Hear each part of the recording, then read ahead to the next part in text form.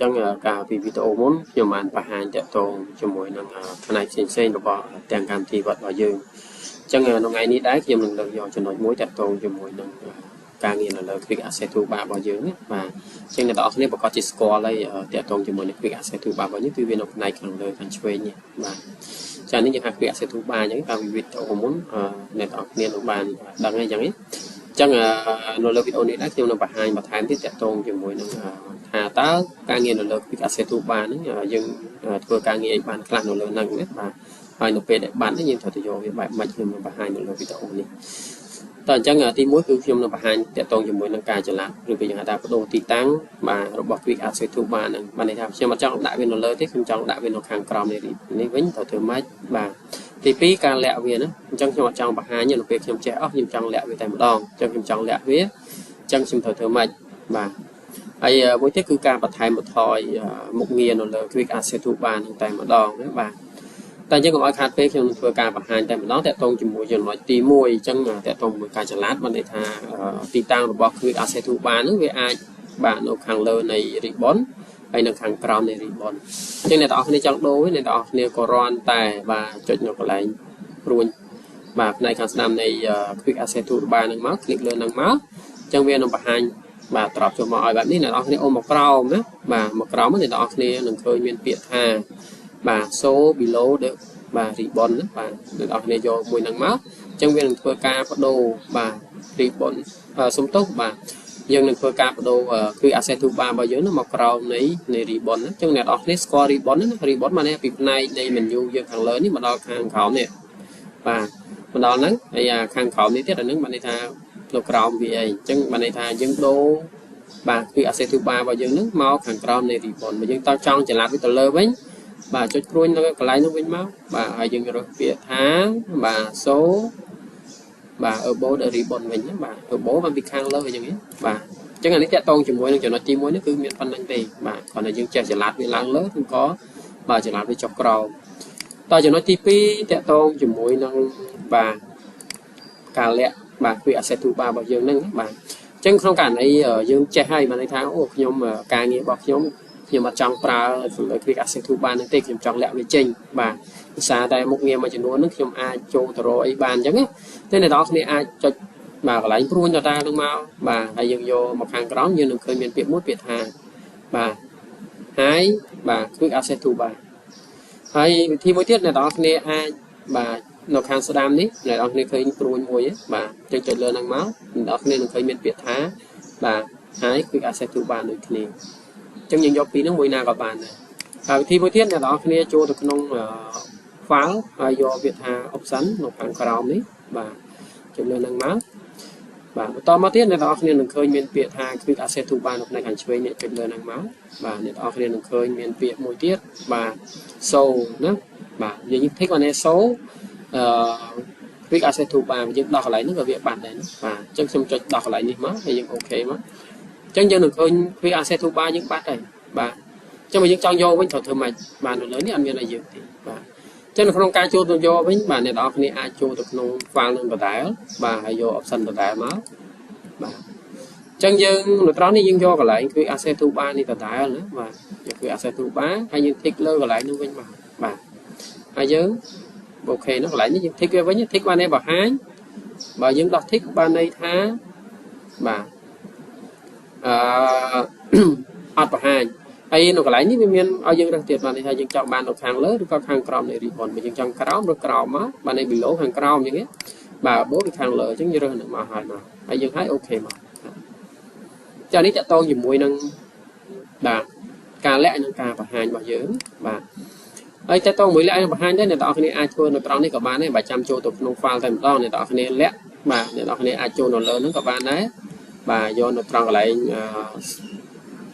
បាទហើយហ្នឹងហើយបើចង់មួយទៀតអ្នកនរគ្នាអាចបាទចុចនៅកន្លែងខាងស្ដាំដូចខ្ញុំបង្ហាញមិញកន្លែងនេះលឿនណាបាទយើងយកហើយមកហើយនៅពេលយើងចង់បង្ហាញវិញអ្នកនរគ្នាចូលនៅស្ដាំនឹងដដែលមកបាទចូលកន្លែងស្ដាំនៅដដែលបាទហើយយកវាថាសូនវាមកវិញមិនចាំចូលទៅកន្លែង file ក៏បានដែរអាហ្នឹងតាក់ទងជាមួយនឹងបាទវិធីនៅក្នុងការលាក់និងការបង្ហាញបាទយើងចូលទៅក្នុង file បានដូចគ្នាបាទតើអញ្ចឹងមកចំណុចទៀតតាក់ទងជាមួយនឹងបាទការបន្ថែម ផ្សេងនៅលើបានន័យថាមុខងារផ្សេងនៅលើ quick access toolbar របស់យើងនេះនៅលើនេះឃើញរបស់យើងមានប្រហែលមាន4ណាជាទូទៅបាទមាន save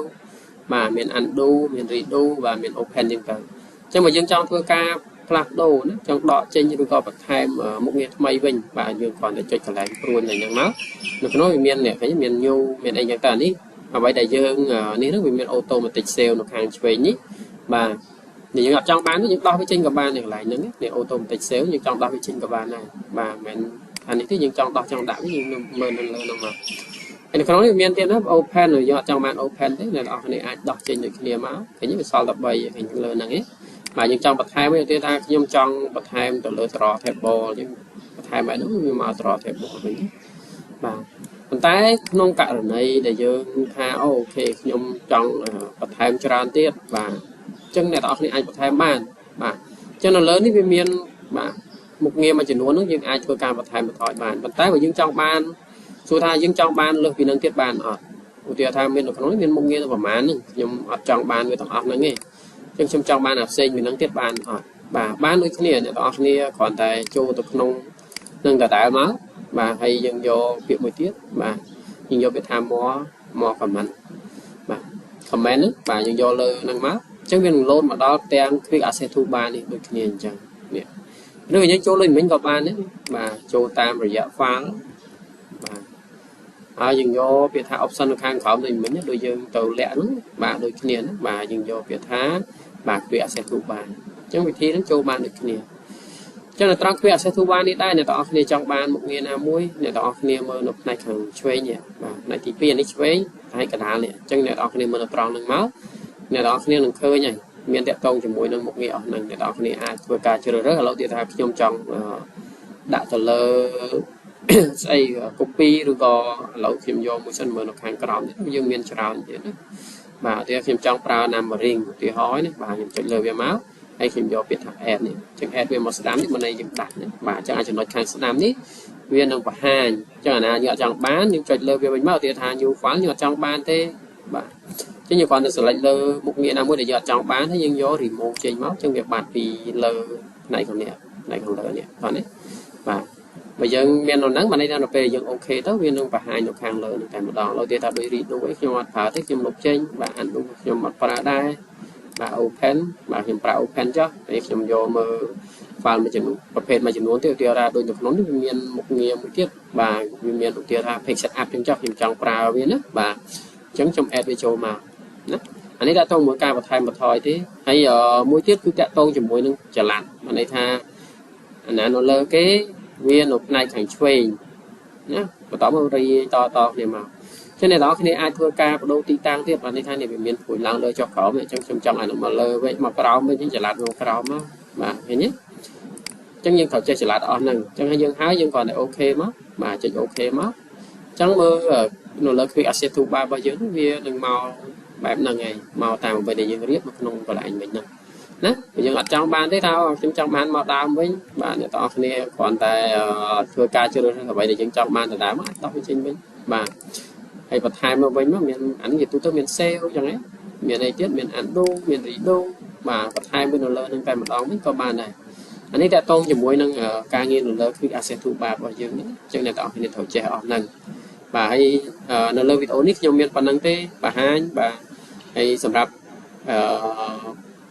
បើសិនជាមានចង្អល់ផ្សេងបាទអ្នកនរគ្នាក៏អាចធ្វើការ comment នៅខាងក្រោមវីដេអូរបស់ខ្ញុំបានដែរ